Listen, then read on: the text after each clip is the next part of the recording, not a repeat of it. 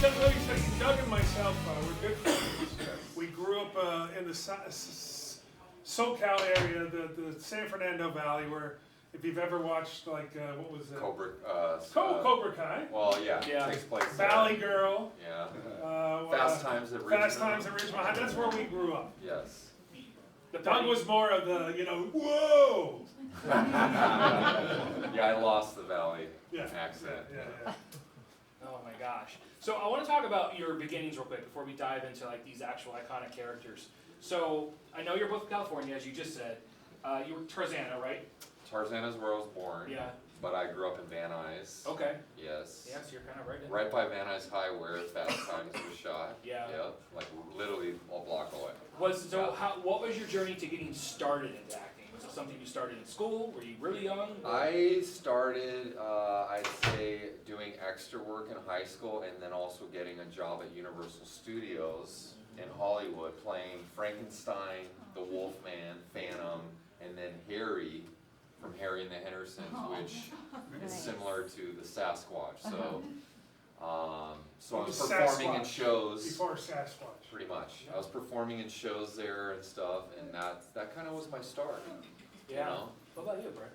I knew I wanted to be an actor like 14, 13 years old, watching like Night of the Living Dead and Twilight Zones, and so but I was working in Hollywood as a bouncer and bodyguard for a lot of bands, and at 19 years old, I just started taking some terrible classes at John Robert Powers. I get everybody. Where they're like, you're going to be a model. I said, no, I really want to be an actor. What am I doing in this class with 6 and 7 year olds? But it at least got me exposed to the business, and then it doesn't happen overnight, so it took me quite a few years to finally get a few gigs, and then it took me a long time to get a first horror movie under makeup, which was Buffy and Angel. So.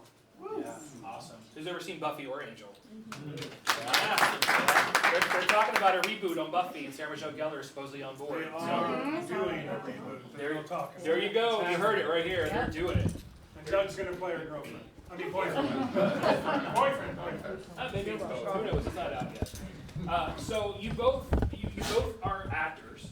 You also do stunts. Bless you. My goodness. So was your journey to really stick more to acting? Did you really just want to do all the stunts, or is it just like, hey, I want these roles and the stunts come with it? So I always was wanted to act. I never even thought about stunts until I'd say 10 years in, and then when I got Freddy vs. Jason, it kind of required some stunts, but I wasn't really a stunt man, but I was an athlete. I played college basketball. So it was one of those things where the role required some stunts in order to get cast in it.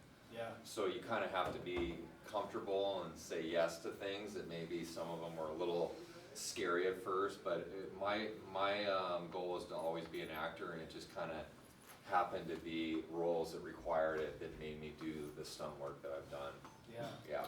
I hate doing stunts, but however, in our business, if you're a big character actor, you're going to have to do stunts, and you never say no. Also, as an actor, they tell you don't say no. You can fly fish, right? Yes, I can. And they go, I don't want to fly fish, but you don't want to lose the gig. You can do a burn, right? So on the Crazies, I did a burn, and they go, you've done a burn before, because they hated my stunt double. I said, yeah. And then Chris Carnell is not with us anymore. Came over and said, you ever done a burn? I said, no. He goes. When he says a burn, it means a fire burn where he's lit on fire, just so you know. So I was like, and he goes, so he thought about it for 5 seconds, said, all right, let me tell you what's going to happen. And then I was, once you do a full burn, you're like, it's a little freaky. I don't know if I'd ever do it again. No, it is freaky. And what I was going to say is like Kane Hodder got set himself on fire and got burnt really bad. Yes. He didn't do it right, but what he was saying about the stunt double, when you're in a makeup or a costume, they don't want to have to replace you and do a whole nother makeup and costume. Now, if you're just a guy acting on a show as yourself, they'll get a double for you. It's easier. But when you're in a full costume or a creature that costs $100,000 or whatever, to hire another person and build a whole nother costume ain't gonna happen. So that's why they need you to be able to do the stunt that's required. Now, on Freddy vs. Jason, Yes. Yes. there was what I assume a lot of wire work, especially with the pipe scene.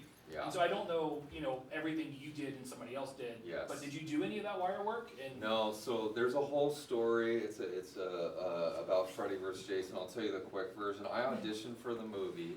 I got a call back, and then I got put on a hold, and then I found out I didn't get the movie. They hired a guy in Canada that was going in as the stunt coordinator. Then fast forward 6 months later, they called me to do reshoots in LA. Okay. So I did all the stuff in LA, and Ken Kirshner did stuff in Canada. So I didn't do that, he did that, Vancouver, yes, which he's from, so, Damn Canadians taking all our. No one's Canadian? they shoot a lot of movies in Canada because it's a huge tax credit. Yes, Yeah. it is beautiful. And it's Yeah. beautiful. So, there's a story about you on Texas Chainsaw, of course. Yep. So if you don't know, he's going to tell you, but it's kind of what So, happened with. Yeah, I got cast as Leatherface.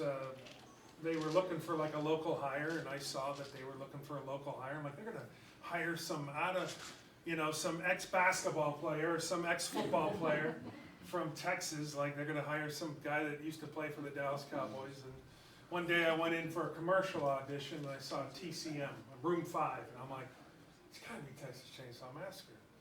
So I found who the commercial the lady was, and she said, yes, they haven't cast it yet, and I went and got myself put on tape the next day, and Michael Bay thought I was funny in my audition, and I was hired.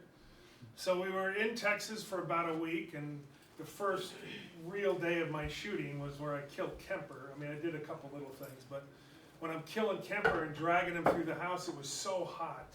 And I have very small forearms, so they had me wear all this stuff and a hump on my back to make me look even bigger. And I got heat stroke, so it was tough to finish. It was going to take a week to heal up, and then 3 days later they brought in Andrew, who did a great job on the movie to do all the chainsaw work and everything else. But yes, Yeah. now if my stunt double would have been there that day, I would have 2 movies under my belt. But after 20 years, at least I got to say I'm part of the franchise. And I think the kill too is iconic though. Yeah, I told Gunnar we were sitting there, and he goes, oh. He's like, you did a good job. I thought it was the other guy. And I said, no, that was me. He goes, oh, cool. Gunnar Hansen was a very genuine, very nice guy, and I went and saw him with Dan Yeager, who's in Texas Chainsaw 3D playing Leatherface. Gunnar was the original Leatherface, Yes. if you don't know. And he wouldn't, I said, can you sign a couple Funko Pops for me? He would not.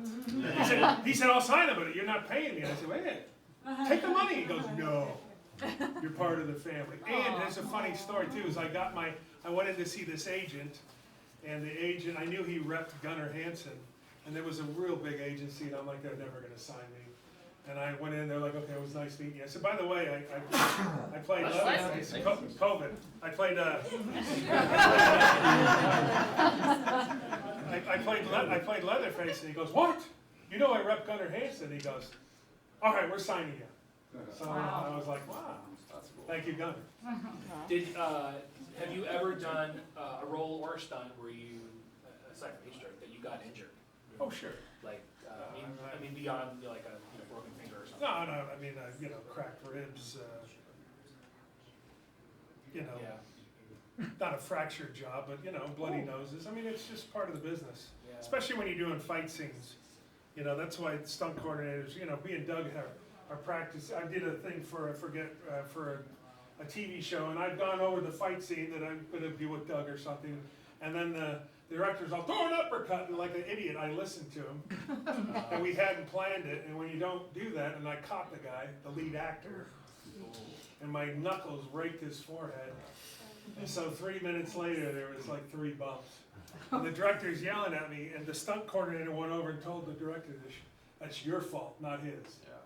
And I was like, oh, thank God. So yes, especially when you are character actors like me and Doug, and we play a lot of parts. Yeah. It's a tough business.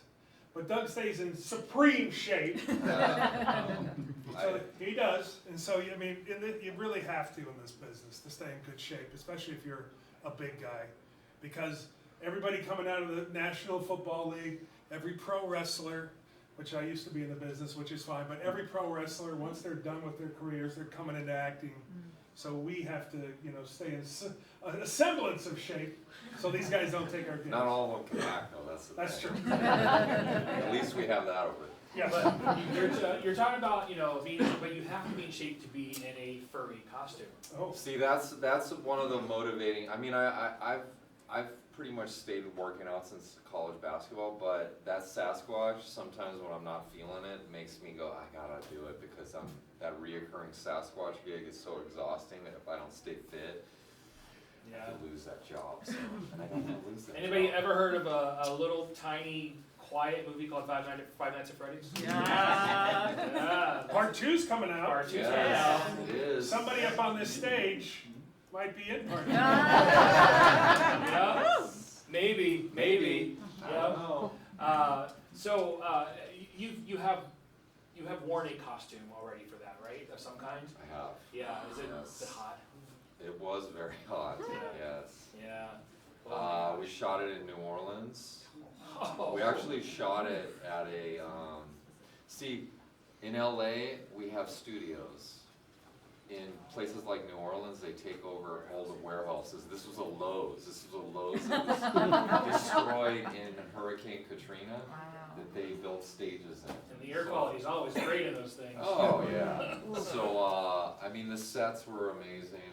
I mean, just incredible. Yeah. And what a franchise to be in too. I Yeah. mean, the first one was great, so I'm It excited is. to see. It's a younger crowd too, and they comes to my table at cons, so I'm meeting I have a younger crowd of fans now. It's huge. I mean, when I've seen the characters at other cons and the people are just losing their mind, and I was Yeah. like, huh, okay, but it's Yeah. wild. Yeah, and I've seen people build costumes of these things. These are not easy to Oh, yeah. build like a Michael Myers or a Yeah. Jason. I mean, they're literally finding videos on YouTube and building these full-out suits of the characters. It's pretty amazing. And Doug and myself are gonna be, we film in a couple Oh of weeks. yes, we are shooting a film. Called Desert Fiends 2. You were part of one. I was a part of one. Yes. I What was played your a guy- character? Papa. What? Papa what? Just Papa. I'm a mutant. What do you have on your face? We'll talk about that later. I think April 8th, the first one comes out streaming. Okay. I wouldn't let the kids watch it, but yeah, we're excited. Anytime I get to work with people that we like and we travel around with, it's always nice. So Yes. it's nice to get to work with Doug and some other folks that we like. So Yeah, we have fun. Now the director, he's based in Vegas. Is that where he's shooting it? No, he's based in LA. Oh, he is. Yeah. San Oh, on his Diego-ish stuff it area. said. So I was wrong, but on his stuff it says. he his was in producer Vegas, is but- in Vegas. Oh, yeah. okay. Producer There you is, okay. yes. There you go. Yeah. Thank you. A lot of stuff is shot. A lot of people don't know this because Vegas doesn't really have any studios, but there's a ghost town Oh, out it's there. amazing. It's a ghost town from the Nelson's. 1800s. Yes. Has old mining Mines. equipment. Yeah, you get to go through the mines. It's pretty incredible. It's called Nelson's Ghost Town. So if you ever go to Vegas, It's take the 45 minutes to take get the there. trip out to Nelson's. It's worth it. It's worth And it. if you It is. go inside the store there and you open the refrigerator, There's some rattlers. there's some in there. rattlers in there. Oh my Frozen gosh. rattlers, but a lot of Frozen them. rattlers. Wow. Yes. So, when you find out you're taking on a role like Leatherface, already, iconic beyond belief, right? Yeah. Was there any pressure for you to represent that role, or did you just want to do your thing? Oh, no, of course there's a lot of pressure. Yeah. I mean, it's like, but you especially when you get to the set, you don't even think about it. You're just like excited to be there, and the director's like, okay.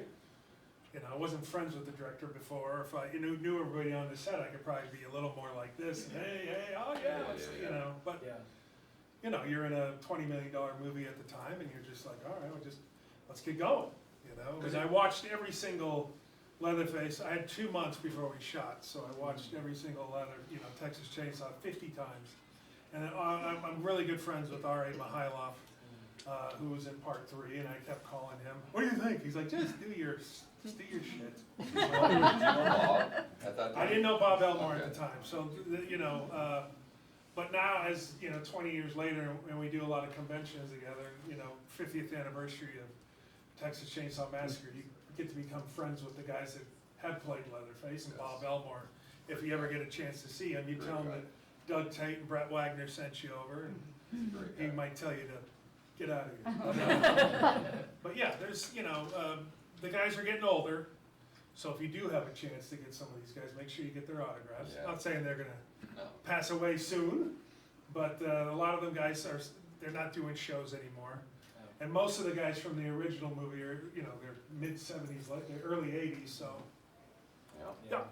And so what about, either character, but Yeah. but Michael Myers is just so topical right now in recent years. Yeah. So it's kind of the same thing, like, it's kind of hard to take, this was a little bit of a different Michael the last three movies, right? More aggressive. Yeah, so what was it like wanting to meet any expectation? I've told this to some people that came to my table and I've mentioned it on stuff. I was gonna play Michael Myers in a movie in 2015 called Halloween Returns, and he's on death row, and he's getting electrocuted on Halloween, and he busts out of there and goes on a killing spree. So they had a deal with Dimension Films, which is Harvey Weinstein, and then they had a falling out with him. So the film never happened. So I said, oh man. And I grew up loving the character. I was like, that's it. I'm never gonna do this. And then when I got a call years later to get in that mask, it was pretty amazing. But I knew the character and I knew the moves, and I knew that character so well since I was a kid that I felt like it was in me. And then watching the other ones, I kind of had to replicate more of an aggressive Michael Myers, James Dew Courtney. Yeah. But He gets a little ticked off in these last three. yeah, but he still had the movements down. It's just older and angrier, and Yeah. it's still Michael Myers. It's still his movement. So yeah, so it was amazing. I have a video I posted. I talk about this. It's on YouTube and TikTok and everything. Of me getting in the coveralls the first time. Killing Time Podcast. Killing Time Experience. His new podcast with Felissa, who's here. Melissa Rose! Go on YouTube, subscribe to it. I did their last episode 4. Now Yeah, 5 it's is great. out. Yeah, it's great. And I talk about He and does. show a clip of me in the coveralls getting into it. They show a young Doug Tait too, in his chonies, cruising around the neighborhood, pretending he's Michael Myers. Yeah, He knew at 6 years old, I folks. did. No. I did. Yeah. But it's. We got any questions from the crowd? Can we get into Yeah, some? we're definitely gonna get a few, but Yeah. I'll come back to my question. Jason Borch. Jason, yeah, come on. How long does it take for you to get into the Bigfoot costume? Bigfoot, good question, is a 3-hour makeup with 2 makeup artists. So yeah, it's 3 hours. And then the suit goes on pretty fast. It's just a muscle suit. Can I ask a question too? Yeah. How long will you wear that for a typical day? Minimum 13, 14 hours. Oh, gosh. But I've gone up to 18 hours. Yeah. Wow. See, before he did the Jack-Link Sasquatch, he had hair. And after a couple years of doing that, Yes. yeah, there's very few people that can do that. I couldn't do it. I couldn't be in a costume, not at this age, at 14 hours. Him and Doug Jones, if you guys know who Doug Jones is. Doug and Doug Jones can do it, but you also, if you ever seen Doug Jones, he does a lot of yoga, he stays in shape. This man does DDP yoga, Diamond Dallas Page yoga. Yes. Yeah. Who we just met. We were just last hanging weekend. with him last weekend, so, yeah, Um, to do the creature work is super tough. I've had so many incidents in that thing. Like one time they had a chemical on the prosthetic and I just shaved my head and I put it on in like an hour in. It's like, oh my god, my head's burning. And then I was in it for like 16 hours. They should have taken it off, and when they took it off, I had Freddy Krueger sized holes in my head. And it leaked inside my head. And I had scars for 6 months. Thank God you can't really notice it, but whenever I get sun, because of the scars, they show up. So I've had a lot of things like that happen. Is he silicone or foam? He's foam. Yeah. Yeah. There was a character I did once. I was in 14 hours. Ripped the cap open. Yeah. Water just started pouring out. Oh, the silicone holds the sweat. Foam like will absorb Yeah. it. Silicone no. And Pull it out and just poured out the top Yeah, of my head. that's what happens. Who else has a question for either one of these guys? Yeah. This is for both of you. What's your favorite role you did that means the most to you? I'm such a Sasquatch fan that it's just like I've been doing that character 10 years. It's just like I don't need to think, so a lot of the stuff that comes out is in the moment, fun stuff. But I directed a film where I play a character in it, it's out right now. Locked for Life? No. What? Ignore me. No, that was a short. It's called Angel Baby, it's streaming, it's a thriller, check it out. And I play a really creepy character in that too.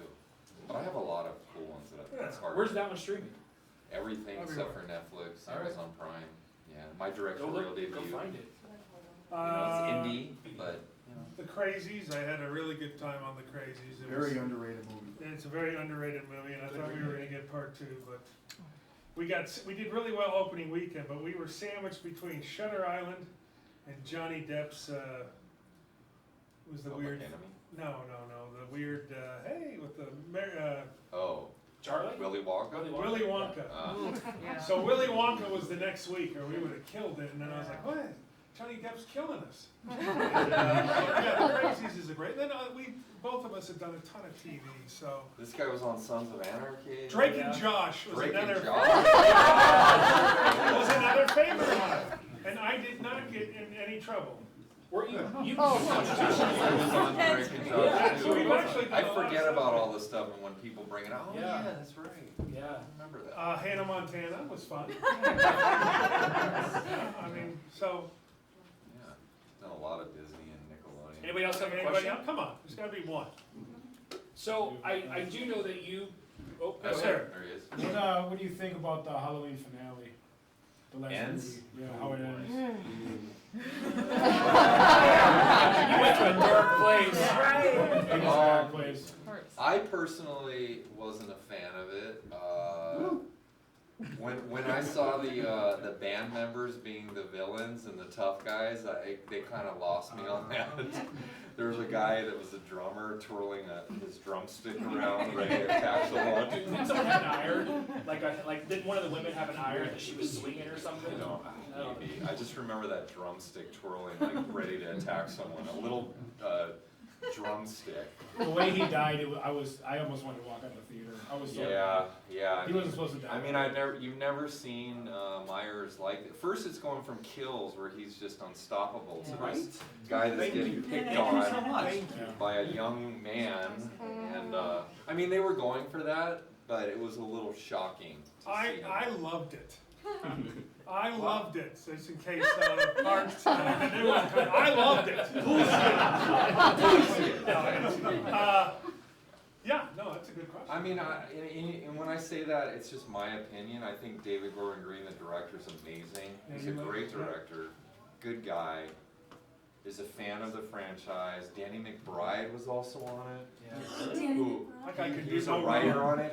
Has anybody seen Land of the Lost? Land of the Lost. I played a slee stack, the main slee stack in that, so I got to work with Danny McBride and Will Ferrell for 2 months. Danny was awesome. He's So when we hilarious. grew up, at least when I grew up, Land of the Lost was like The kid. must watch Saturday TV.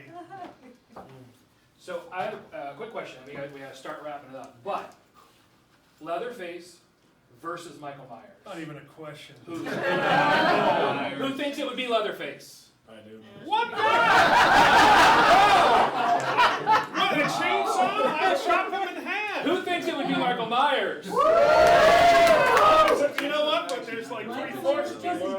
Yeah. There are some comic books. If you've ever seen the comic books, it's Jason versus Leatherface. There's 3 issues. It's great if you can find them. But I don't know why they haven't done that mashup. I would think you could do. I think if you. I talked to Malik Todd one time, and he said, I will never, Malik Todd runs Halloween, he owns it, but Mustafa was his dad who started it. And he said that I will never mix Halloween with any other horror. I will always stay in Haddonfield. He told me that. Dimension was trying, after Freddy vs. Jason, the rumor is anyway, Dimension was trying to do it with throwing Michael into the mix and making it 3 of them, and then there was talk of Ash from Evil Dead. Obviously none of it ever went anywhere, but that would have been kind of cool. But you know, it's kind of hard to go around killing people if your body is all separated. Maybe Jason, but Michael Myers would be toast. But anyways, any last questions, folks? Anybody? Yes, ma'am. So is it true that Chainsaw Massacre is off of Ed Gein? It is about the Plainsfield butcher, Ed Gein. I believe he's from Wisconsin. Actually, that's not just Psycho is based on Ed Gein. Texas Chainsaw, like 3 other movies. As a matter of fact, Charlie Hunnam, who I worked with on. I worked with him. I know you worked with him? Rebel Moon. Oh my God! I actually didn't work with him on Sons. Okay. I worked with him on Rebel Moon. So Charlie is playing Ed Gein in a series called Monsters, I believe. It's Monster, Ryan Murphy. Yeah, so and Charlie is a great guy, so I'm very excited. He's a good dude. See if Yeah, this- because he's off Sons of Anarchy. yeah. You know, guys, I did a show in Manitowoc 2 years ago, and there's a bed and breakfast called Dead and Breakfast. Yeah. And they have an Ed Gein room that you could stay in with a clown room, and they terrify you the whole night. It's about an hour and 20 from here. Check it out. Dead and Breakfast. Dead by Dawn, Dead and Breakfast. Yes, and if you've ever seen, there's a very good classic movie called Dead and Buried, which is a very good 80s horror flick. So if you get a chance, watch Dead and Buried. Now, listen, Doug and myself are going to be doing costume photo ops. Yes. Usually you go to cons, and if you haven't prepaid, you're done. It's too late. But you're more than welcome to go out there and sign up. Leatherface is doing it at 4:45 coming up. And Doug, you're right after. I am, and I have never done a Michael Myers photo That's right, op first time. at a convention. Yes. So this is the first. He's done it at my house, unfortunately. I have. Come out the garage door, he's standing there. I just, yeah. Do you have the Kemper mask at your table today? I do have a camera mask. So, if you haven't been to his tables, it's the coolest stuff. He's got the Leatherface mask. He'll sign them, but they're just really cool. They both got great pictures at Sold the out table. of the Leatherface. Oh no! No! But I do have a couple Myers masks. Yes. If you're Ooh, interested. And Jason. Yes.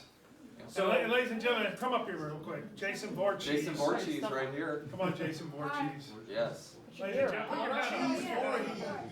The greatest costume. Voorhees. Jason Voorhees. Put your hands together for our moderator. Ladies and gentlemen, put your hands together and say goodbye for right now in this room to Douglas Tait and Brett Wagner.